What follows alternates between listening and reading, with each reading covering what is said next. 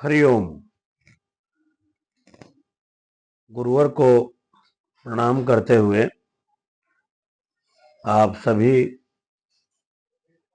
को हरिओम कहते हुए ये बताना चाहता हूं कि परसों 7 सितंबर 2024 को मंगल मूर्ति भगवान गणेश का आगमन हो रहा है और पिछले कुछ सालों में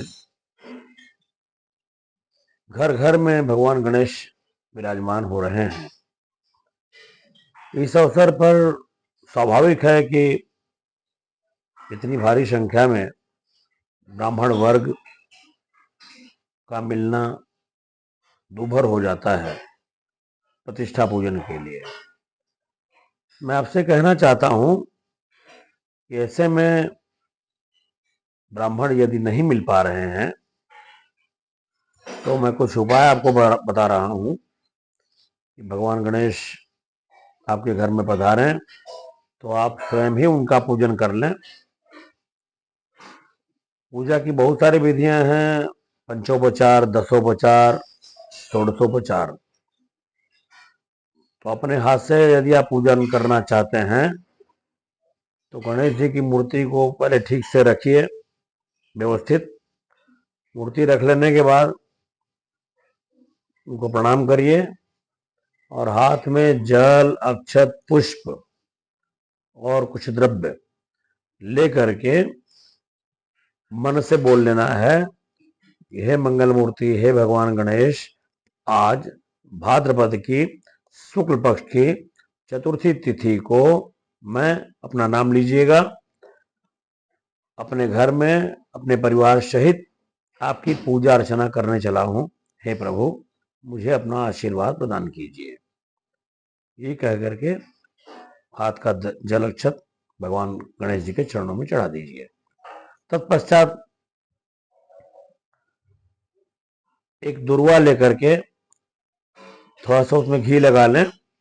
घी लगा करके और भगवान गणेश की मूर्ति के दोनों नेत्रों को टच कर लें।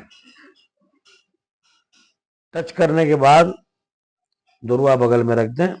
अपने दाहिने हाथ का अंगूठा भगवान गणेश के हृदय पर टच करते हुए ये कह दें कि हे प्रभु, इस मूर्ति में आकर के आप प्रतिष्ठित हो जाइए और जब तक मेरा पूजन इस घर में चलेगा आप इस मूर्ति में प्रतिष्ठित रहिए।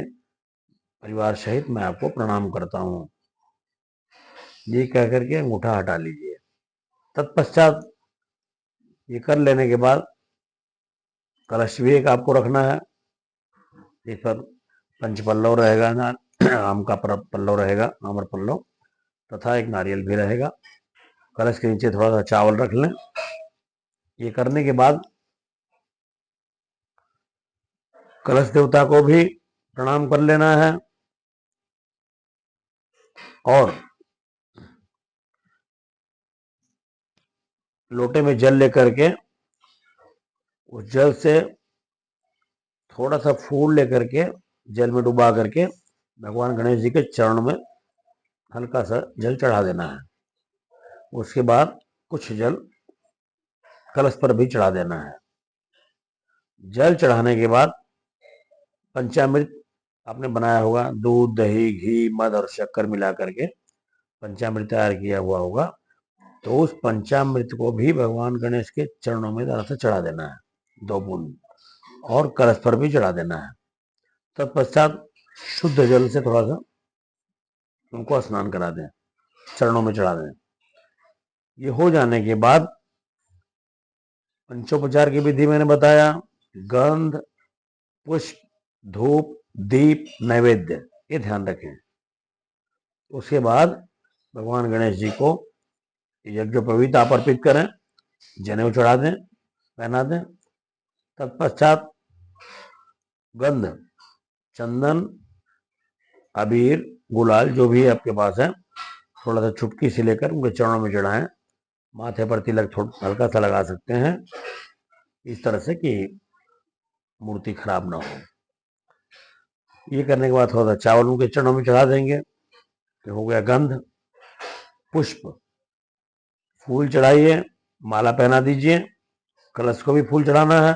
ये साथ साथ गणेश भगवान गणेश और कलश ये दोनों के लिए है, साथ साथ कलश का भी पूजन करना है।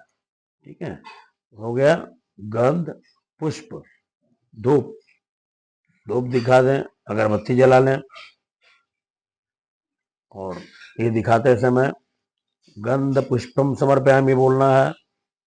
गंधाक्षत पुष्पम समर्पयामि, तत्पश्चात धूपम समर्पयामि। घी का एक दिया जला लें, अखंड दिया भी जला के रखना है। 1.5 दिन या 5 दिन, जब भी जो भी आपके घर में गणेश जी जितने दिन भी रहने हैं, दिया जलाना है। दीपक दिखा देना है, घी का दिया।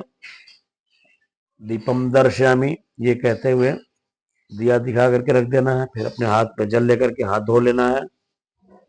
धूप, दीप, नैवेद्य, प्रसाद में मोदक आपने लाया होगा तो मोदक में एक दुर्वा डाल दें या तो बेलपत्र डाल दें और उनको भोग लगा दें। भगवान गणेश जी को भोग दिखा दें। भोग दिखाने के बाद ये कहें श्री सिद्धि विनायक देवताभ्यो नमः नैवेद्यम निवेदयामि, या कहते हैं श्री सिद्धि विनायकाय नमः, श्री सिद्धि विनायक देवताय नमः नैवेद्यम निवेदयामि, मिष्ठानम समर्पयामि, मोदकम समर्पयामि। ये कह करके 3 बार हाथ में जल लेकर के आचमन कर दें, ऐसे गोल घुमा दें और एक मोदक उठा करके गणेश जी के हाथ पर रख दें। या हाथ पर स्थान न हो तो सामने रख दीजिए, चढ़ा दीजिए। उसके बाद फल चढ़ा दें। तो फल के लिए भी वही मंत्र आएगा। ठीक है, फल के लिए भी यही मंत्र पढ़ना है। सिद्धि विनायक देवताय नमः अखंड ऋतु फलानि च समर्पयामि, इस तरह से बोल करके 5 फल उनके सामने रख देने हैं अगल बगल में। फल चढ़ाने के बाद एक सुपारी, पान, लवंग, इलायची ये लेकर के भगवान को तांबूल अर्पण करना है और यही कहना है कि सिद्धि विनायक देवताय नमः एला लवंग पूंगी फल सहितम तांबूलम समर्पयामि, ये कर देना, बोल देना है। ये बोल करके कुछ दक्षिणा भगवान को चढ़ा देनी है। दक्षिणा चढ़ा देने के बाद 1.5 दिन रहें, 5 दिन आपके घर में भगवान रहें। अंत में पुष्प लेकर के क्षमा मांग लेनी है कि हे प्रभु, टूटे फूटे शब्दों में जैसे बेबर पड़ा है, मैंने आपकी पूजा किया, आपकी आराधना को किया है, मेरी पूजा में, मेरी प्रार्थना में मुझसे कहीं कोई गलती हो गई हो, कोई त्रुटि हो गई हो तो हे गौरी नंदन, हमारे अपराधों को क्षमा करते हुए मुझे और मेरे परिवार को अपना आशीर्वाद प्रदान कीजिए। ये कह करके पुष्प उनके चरणों में चढ़ा देना है। भगवान के चरणों में पुष्प चढ़ा देने के बाद 5वें दिन जब विसर्जन का समय आएगा, 1.5 दिन या 5 दिन जब भी आपको विसर्जन करना है, तो विसर्जन के दिन हाथ में अक्षत पुष्प लेकर के ये कह देना है, हे प्रभु, इतने दिनों तक आप मेरे घर में रहे, मेहमान स्वरूप आप रहे हैं, आपका आशीर्वाद मिला, आपकी कृपा हुई है।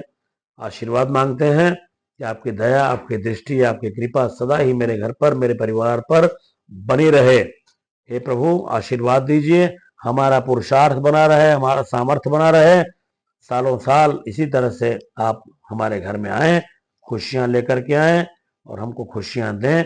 हे प्रभु, सदा ही आपकी छत्र छाया मेरे परिवार पर बनी रहे।